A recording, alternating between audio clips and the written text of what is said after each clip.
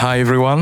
As Rajiv said, I'm Mami. I work on the Nimbus client, and today I'm here to talk about all consensus client security. So not only Nimbus, but also Prism, Lodestar, Teku, Lighthouse, and so what I will be talking about is basically the 4-year journey to get to where we are right now with giving you some of the milestones, the difficulties we had, what's at stake, and what kind of security we need to defend it. So let's get started. Milestones first. So we talked about proof of stake, about sharding for more than 4 years. Like in the original Ethereum white paper, you had already mentioned about moving to proof of stake from proof of work. And actually, at the end of 2017, there was already a testnet, a proof of stake testnet, using something called hybrid Casper. And in January 2018, proof of stake was supposed to be done, and sharding was the next design. And that's when the Prismatic Lab teams started to do sharded Geth.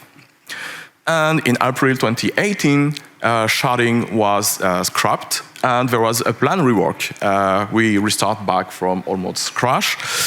And in June, Vitalik created something called the Casper plus sharding spec, and that's when all consensus client teams started to hire and interact more actively with the Ethereum Foundation to give feedback on the implementability of the spec, what's missing from it, things that maybe researchers call implementation details, but are actually networking, serialization format, how clients talk to each other, like beyond math. And so during that period, everything was on a HackMD. So I remember vividly trying to implement something, and Vitalik removed that section on a Sunday morning, and on Monday I was completely lost, like the text file disappeared, and I was like, what's going on? So that's, let's say, one thing about security, managing expectations so that you don't get rug pulled off your specification on Monday morning. And then this became a bit more professional, let's say, and starting from September, we had commit-driven research with new hire at the EF, like Danny Ryan, for example. Then in 2019, the focus really was interop. We had up to 10 client teams at one point. So beyond the 5 I cited, we had Grandin, Harmony, Yeef, Shasper, and maybe I'm forgetting another one. But we had many teams. And so for interop, we needed to have a spec that everyone agreed on, was feature complete, that didn't move, so feature freeze. Which happened in January 2019 for phase 1. And in March, we had executable spec and test vectors. So everyone could ensure that the output of everything they compute was correct compared to the spec. So this was a breakthrough, and clients started to do their own single client testnet. And more security for features and focus was given with continuous integration for the spec, fuzzing of all clients in May, and in September, a big event called the Interop Lock-in, where I think 30 to 40 people all working on what was called at the time ETH2, were in Canada and couldn't go out unless everything worked. Small story, Lodestar tried to do interop event there for the first time, and they dosed everyone. Every client that tried to connect to Lodestar crashed. And then 2020, so this was a start after the interop. The real focus was delivering a multi-client testnet that was long-term and that everyone in the public could join. We had all the audits of the spec, launch of the Schlesy testnet in April. Also, besides just auditing and fuzzing, we started to do formal verification. So one of the sponsors, Runtime Verification, found a critical bug in May 2020 in the spec that wasn't found by fuzzing or by auditing. And people could create an unbounded number of blocks in a single slot, for example. That wasn't the only formal verification effort that was done at the time. There was also a consensus with Daphne that did formal verification. And then we had public attacknet that were launched in July with a leaderboard so that anyone could hack in free clients, so Teku, Lighthouse, and Prism. Before the launch that was done at the end of 2020. So that's the retrospective before mainnet, and you can see that we had many, it was always work in progress, and even today we're still learning about improving wall stack from the research to actual development. So what's at stake? Why are we doing, I don't know, having 5 multi-client, 10 multi-clients? There was an answer, some answer in the panel before, but just a quick recap. So first thing that's at stake, reputation. If there is an issue on Ethereum, you'll be sure that everyone, not only the journalist, crypto journalist, but even New York Times, Wall Street Journal, and TV channels will talk about it, if it's big enough. Also, there is a monetary aspect. At Genesis, there were about 400 million USD in the deposit contract. And this almost doubled after a week because people thought, it actually works. So let's put our money inside. And the first explorer, like if it failed, they would have been sacrificed, let's say. And in a year and a half, we now have 10 times more ETH in the deposit contract, and it's even bigger than DeFi, apparently. I just checked this morning. Even though people complain about the fee on the Ethereum chain, there is still 23 million USD in fees paid every day, so people find it useful. Now that we know what's at stake, what could go wrong? There are 4 big modules in a consensus client. So there is cryptography. You see only a single thing, signature forgeries, but the cryptography that is inside powering Ethereum is very state-of-the-art. The Ethereum Foundation worked with a cryptographer at Stanford and also pushed new cryptography standards in the past 3 years. There is obviously peer-to-peer networking with attacks like, denial of service, Eclipse attacks, things like the wire format where you could decompress actually a chain of 0 and suddenly you have 1 gigabyte of memory used and you crash.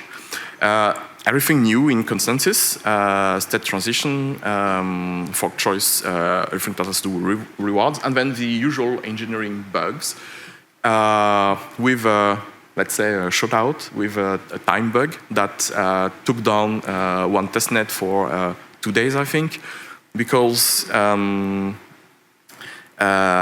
what happened is that there was an attestation, a vote in the future, and due to the slashing mechanism, 60% of the network couldn't vote due to that vote in the future. So, to give you a small idea of the complexity that sometimes happen, this was from 2018, I think. That was the shuffling algorithm. We had a lot of issue with shuffling from non-determinism, choosing something that has better randomization properties, caching issues, because the shuffling was quadratic, and you could use that as a DOS vector. So many pieces are interconnected. You had issues with state engineering, like caching and stuff, with the consensus algorithm. And so it's good to... So what happened then is that there was constant communication between the implementers and the researchers. The researchers aren't all alone creating an ivory tower that is impossible to implement or debug. And so, to summarize everything that we do at the consensus development level, there is multi-client. Why? Because we don't want to have a supermajority client over 66% that crashes and then, or worse, is exploited, and then the network loses all its value. And I think not only NASA, the aerospace industry is more stringent in terms of this, because what's happened when you develop, I'm an aerospace engineer, by the way, before becoming a software engineer. Only in aerospace engineering do you have two teams that are completely firewalled, they don't talk to each other, and they implement the same spec on different chips. And if one fails, there is a failover, and the other one goes back online, and normally, because they never talk to each other, it's a different solution, and different bugs, hopefully. So that's how you have resiliency at NASA. We actually talk to each other in Ethereum, so maybe that's why we're not as good as them. But we have more clients. So besides that, at the spec level, it's audited, it's executable, so it's easy to run and check the outputs. And it has been formally verified twice. Each client is tested, it's also first audited, and we have many DevNet, testnet, attack nets, merge nets. So a lot of tests. What are the outcomes? Each client is one of the highest quality software in their programming language, Rust, Java, NIM, TypeScript, and all. And the Ethereum consensus layer has been pushing standards for everyone, cryptography and networking. And also, it's both research and engineering prowess. And all issues we had so far, so mostly slashing events, they're all usage related, so I guess we need to be better at talking to users. But on the research and engineering side, we're good. So that was the talk, and now I'm taking questions.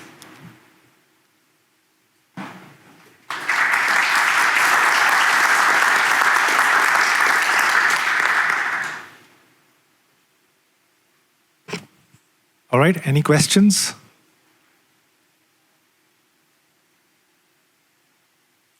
Would you mind please stepping up here, please?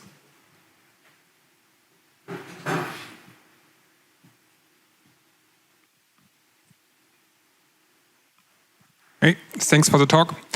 I wanted to ask, you mentioned the NASA working mode, right? And I was interested, do you think we should work more in such a mode for developing clients for Ethereum too? Like where we say the client teams should not talk for a prolonged time to each other to come up with completely different solutions? I think the trade-off we have right now is good because there are many issues where having more pairs of eyes is best. Because also, contrary to NASA, we are kind of doing an unsolved problem and solving it step by step, like what's happened with sharding and proof of stake initially that were then scrapped down, and 3 months later we have a new effort rising from the ashes. Okay, cool. Thank you.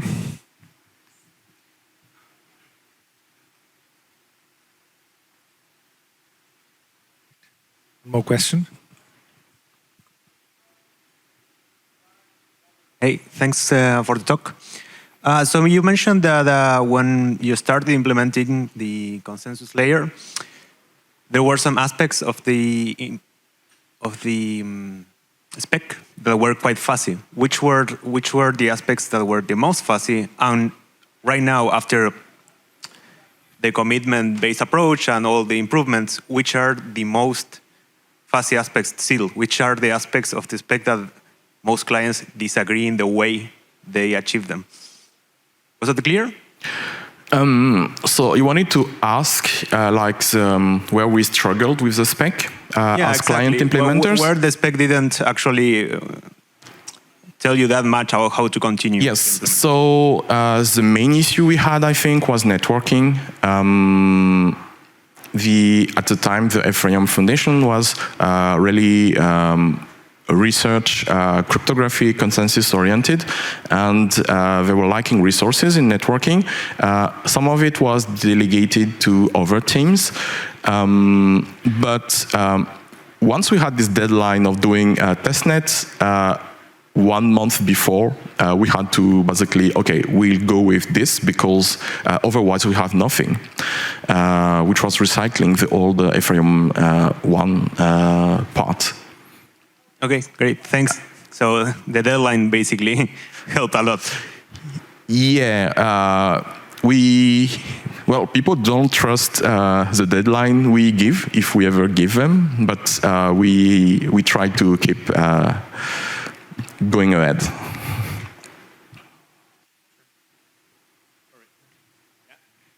Do you have time for another question?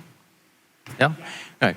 So ideally, how many different client implementations would you think are necessary to make Ethereum resilient, and workflows in order to kind of not entirely firewall different teams who are developing different clients, but how do you set up collaborative processes so that they don't, repeat, I guess, bugs that may be, developed in their own specific implementations of specs?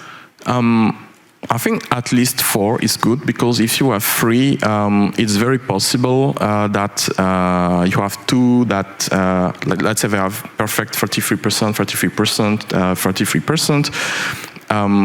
That's 3 might be on the fringe. 2 is not enough. 4, 5 is nice. What we have today, and then in terms of firewalling between teams, I don't think that's necessary with the number of clients we have.